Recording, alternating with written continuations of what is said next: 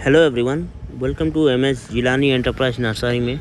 तो दोस्तों, ये जो पौधे आप देख रहे हो, ये आगरूट का पौधा और इसका वैरायटी रहेगा एक्वेरियम मलाकांसिस वैरायटी, जो कि हमारा क्लाइमेट के लिए सूटेबल है।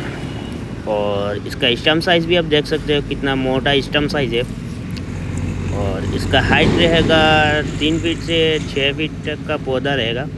तो अगर आप में से किसी भी भाइयों को ऐसा अगर पौधे का रिक्वायरमेंट है तो डिस्प्ले पे नंबर दिया जाएगा, उसके द्वारा हमसे संपर्क कीजिए। हम all over India delivery service provide करते हैं हमारे नर्सरी के द्वारा।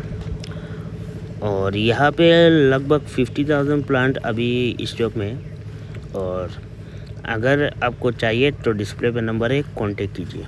Thank you.